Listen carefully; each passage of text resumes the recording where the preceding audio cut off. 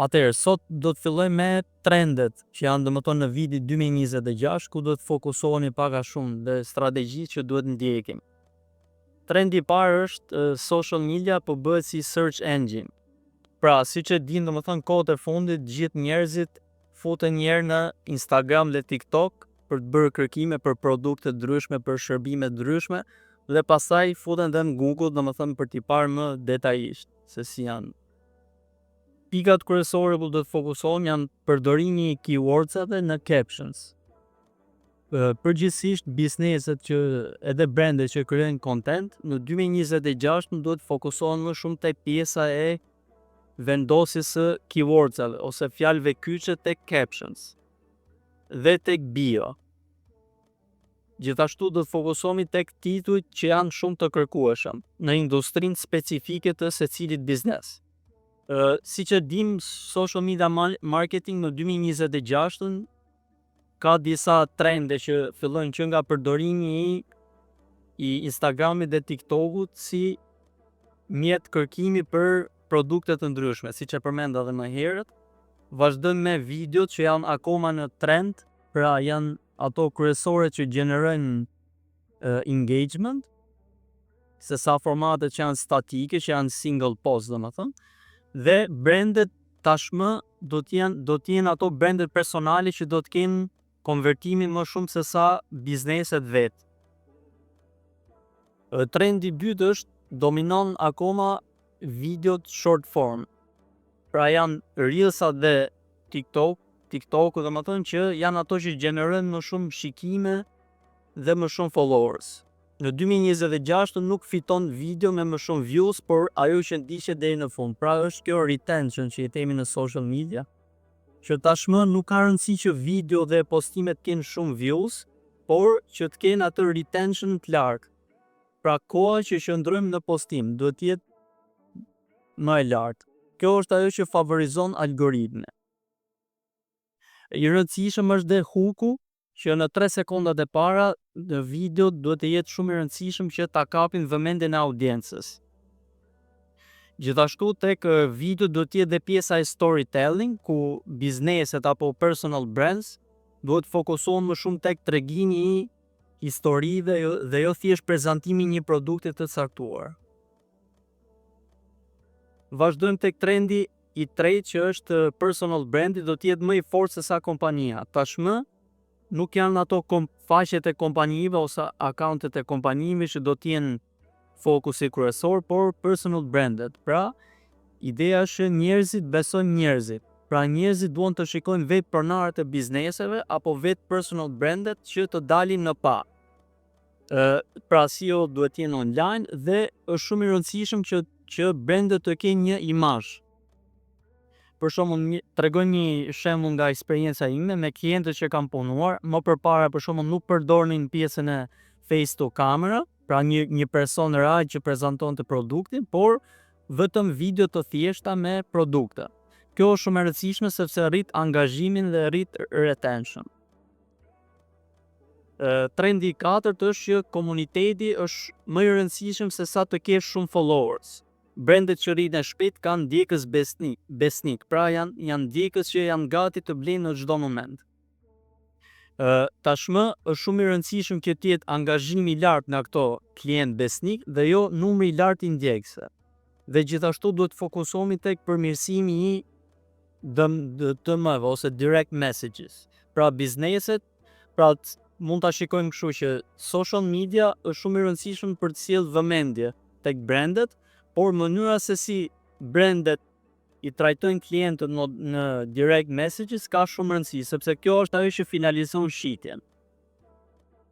Për shembull, do të marr një shembull tjetër konkret që 5.000 followers aktiv të një account janë shumë më të mirë se sa 50.000 që janë pasiv. Për shembull, nga eksperienca ime, shoh që shumë pronar biznesesh kanë ato idenë që duhet të kesh shumë followers për të pasur shumë shitje. Kjo është një tabu, domethënë që është thyer kohët e fundit, sepse ideja është më mirë është të kesh pak followers, por ti kesh si klient besnik se sa shumë followers, por mos të gjenerosh shitje. Trendi 5 është inteligjenca artificiale ose AI, që është akoma në rritje. Pra është ajo që duhet ta ndihmoj krijimin e kontentit dhe jo ta zëvendësoj atë. Si mund ta përdorim? Për shembull, shumë njerëz përdorin ChatGPT.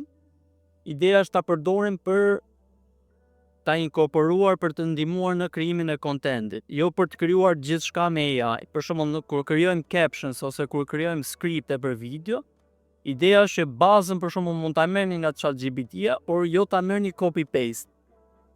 Duhet të jetë diçka që duhet të ndihmoni.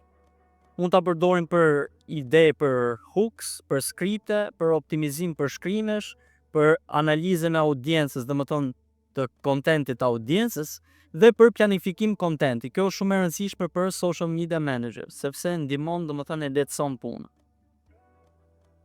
Atëherë, këto ishin për sa i përket trendeve. Ajo që do të trajtoj tani është pjesa e strategjisë, domethënë se çfarë do të ndjekim në vitin 2026.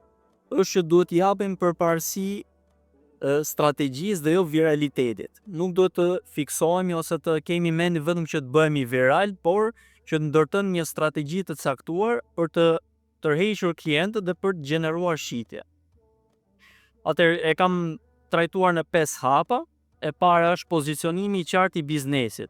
Pra, biznesi do të di se çfarë tregu ka, domethënë, dhe ku do të pozicionohet. E dyta është do të përdorim 3 deri në 4 shtylla kontenti. Çfarë quajmë shtylla kontenti në social media marketing? Mund të quajmë për shembull kontentin që është informues, që është edukues, edhe argëtues për shembull. Marketingu me video është shumë e rëndësishëm. Është një gjë që duhet ta bëjnë të gjitha bizneset dhe të gjitha brandet, dhe jo akoma vetëm ato postimet që janë foto. E katërta është pjesa që duhet bën pjesën e reklama dhe me pagesë, që është shumë e rëndësishme, që përveç kontentit që është organik, që duhet krijohet gjithmonë, kjo është, domethënë duhet ta shikojmë kështu që duhet krijojmë sa më shumë kontent organik, dhe këto që performojnë më mirë nga kontenti organik, ne t'i bëjmë boost me pjesën e metës, domethënë me reklamën e pagesë. Sepse ato janë që gjenerojnë më shumë klient dhe gjenerojnë më shumë shitje. Dhe pesta është që gjithashtu do të bashkëpunojmë edhe me influencers të ndryshëm, por e rëndësishme është që këta influencers ose UGC creators të jenë të ngjashëm me industrinë që kemi. Pra duhet të kenë një audiencë që i ndjek gjithmonë. Gabimet që duhet shmangim në 2026 është që nuk do të postojmë rastësisht, por me klientin ideal në mendje.